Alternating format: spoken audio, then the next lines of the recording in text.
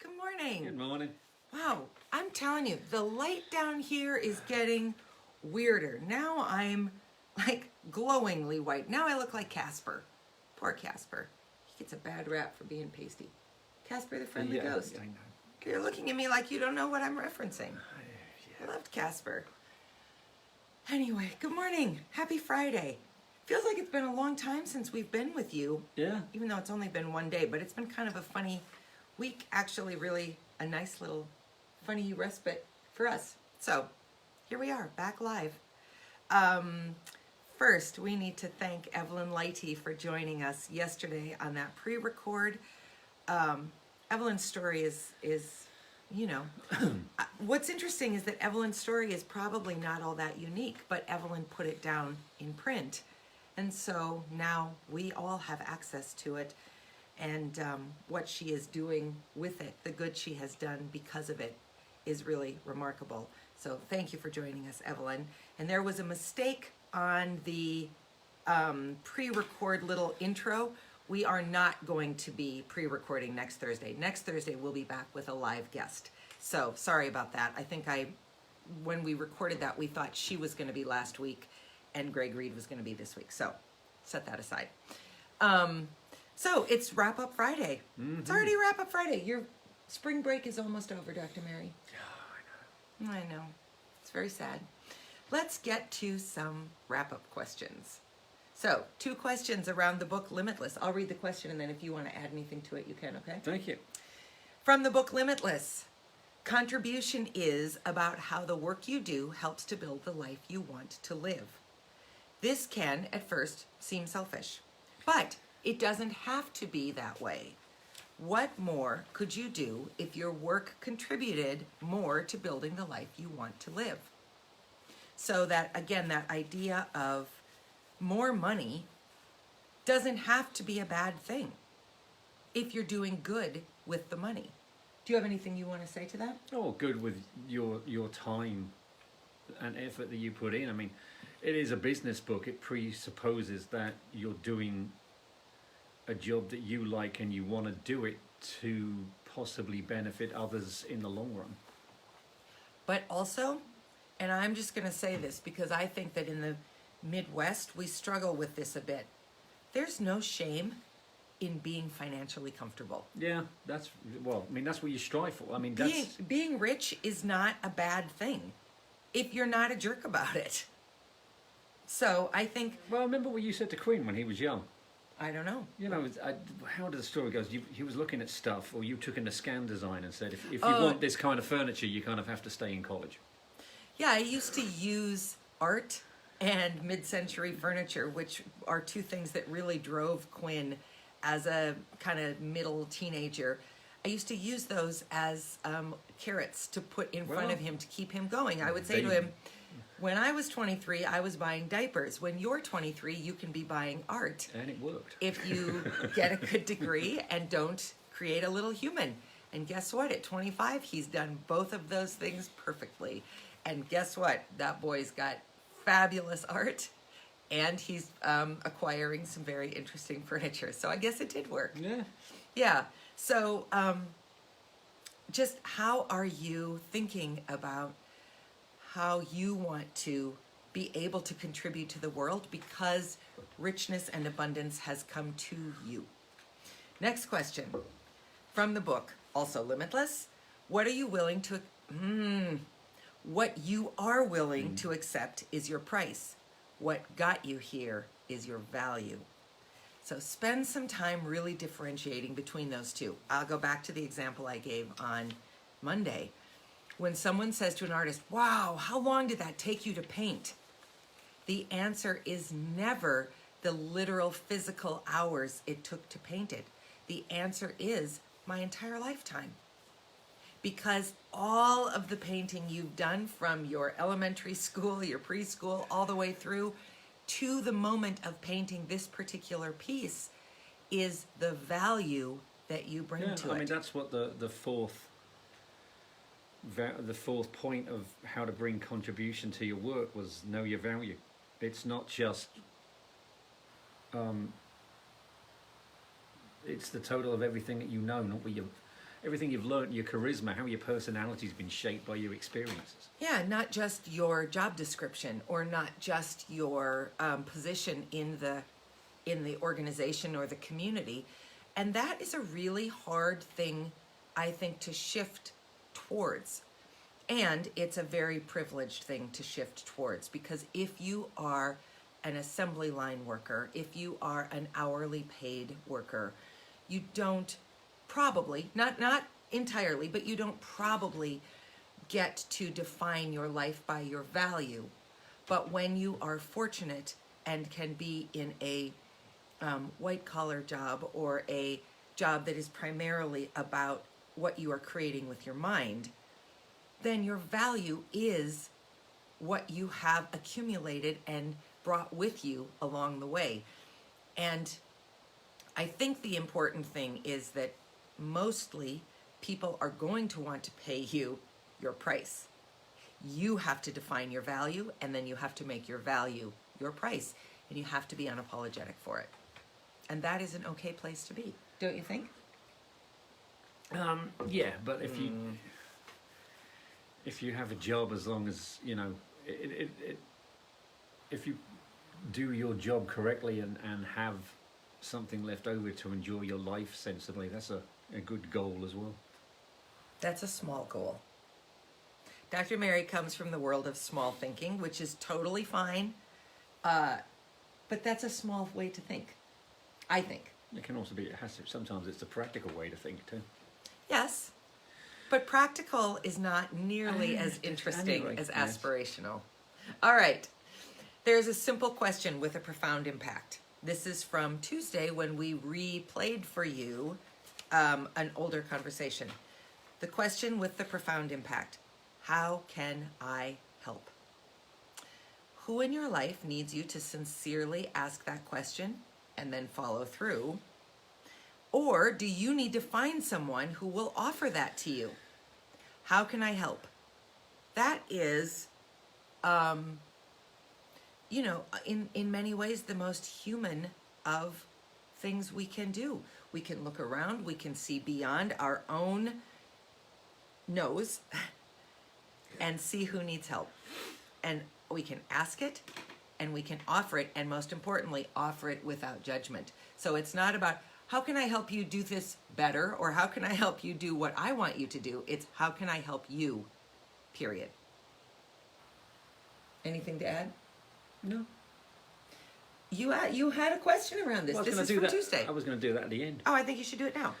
So the point of this is, so we did Dana did a nice edit because, it was spring break and, sometimes you just need a morning off. Yes. So my question is, did you find that useful?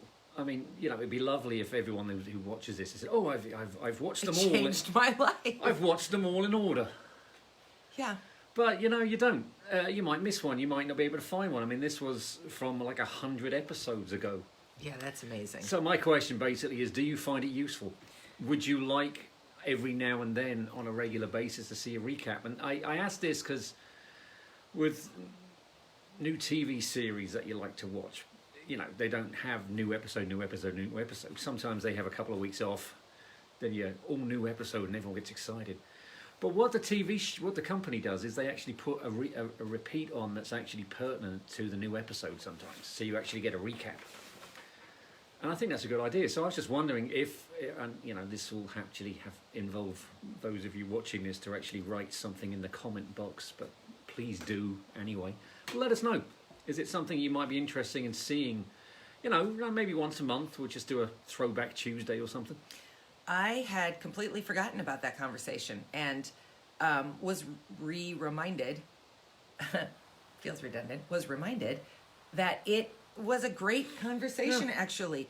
The work around Mir and the founder, which was what How Can I Help came from, was a really great way to think about it. So I agree with Dr. Mary.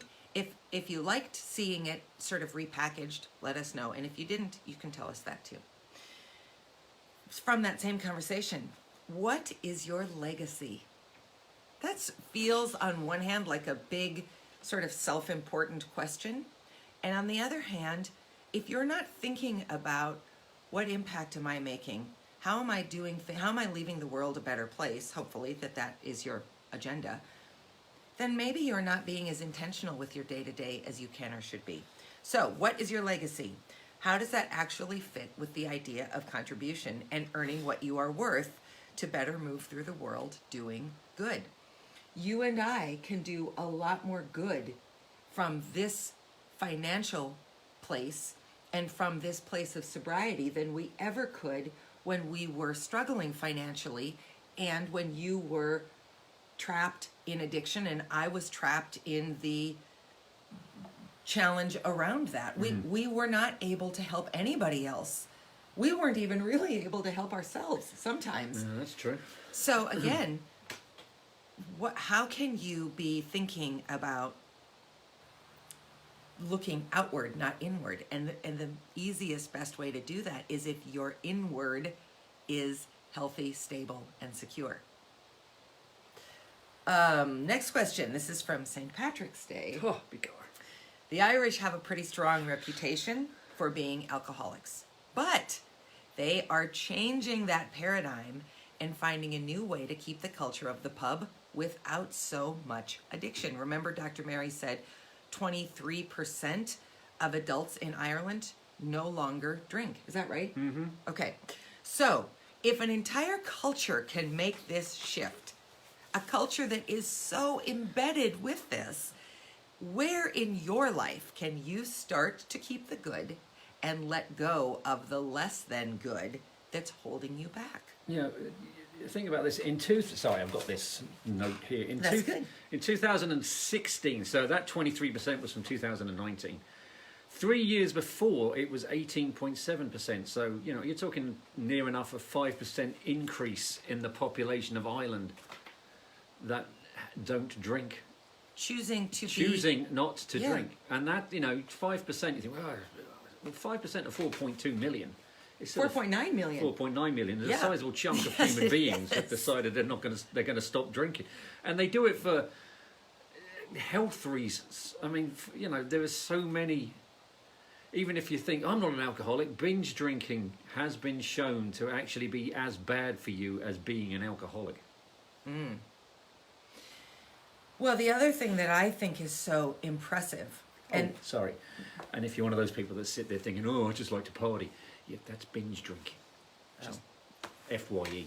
FYI, for your everyone. Yes. Anyway, I think that what makes that most interesting is that not only did individuals make that decision from 18% of the population to 23% of the population, but culturally, the entire country made that decision by creating so many non-alcoholic beers, because what they must have decided was, we still want to have the gathering place be the pubs in our community. We still want people to be social and to gather and to be in community, but we want them to do it in a way that resonates better for them. So what would be really interesting to know is, did the non-alcoholic beer development drive the shift, the growth of people choosing not to drink, or did the people choosing not to drink drive the development of non-alcoholic beer? I can tell you from an American standpoint and a capitalist country economic standpoint, there's no way that non-alcoholic beer was created first and people got on board.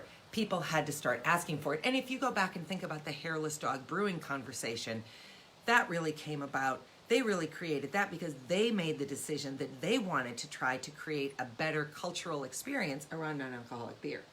And it'd be interesting to know if the same was true in Ireland. I'm betting it probably was, because at the end of the day, it's all about commerce. Actually, going back to Limitless, of what you could do with your job to make it worthwhile, that's probably what someone thought. Hey, let's make non-alcoholic drinks that taste that would nice. Still make money. Yeah.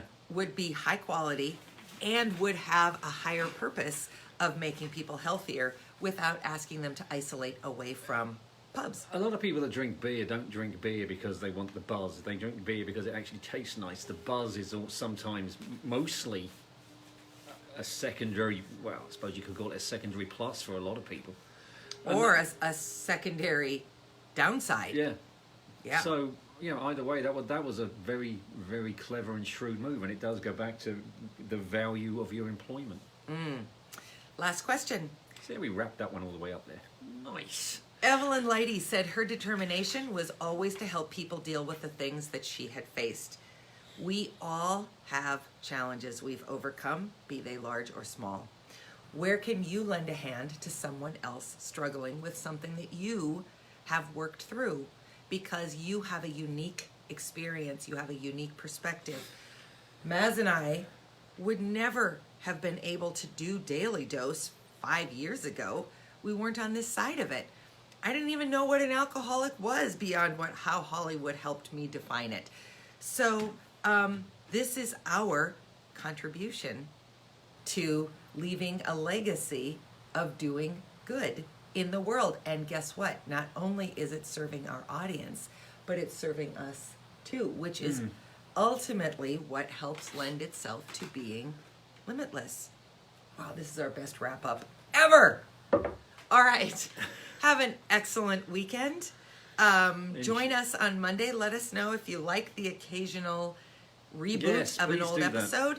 And enjoy this beautiful, beautiful weekend. We'll see you on Monday at 8:30. Oh, and apparently this is important, and I hear this all the time whenever I watch anything on YouTube. Please hit the like button if you like. Oh, yeah. Like on Facebook, subscribe on YouTube. Thank you. You're welcome. Have a great day. Have a great weekend. Bye.